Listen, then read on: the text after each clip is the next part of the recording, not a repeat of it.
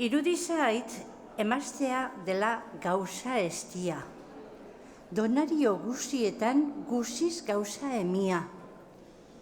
Gauaz eta egunaz ere badu plazer handia, arzaz gaizki erraitia bilania handia. Munduian ez da gauzarik hain eder esplazentik, nola emaztia gizonaren petik buluzkorririk, besobiak zabaldurik dago errendaturik, gizon horrek dagiela arzaz nahi duenik. Jo badeza dardoaz ere gorputzaren erditik, ainguriak baino oboro ez larrak egaizkirik. Baina dardoa ematurik, zauri ere sendoturik, bere graziaz esarteintu elgarreki baketurik.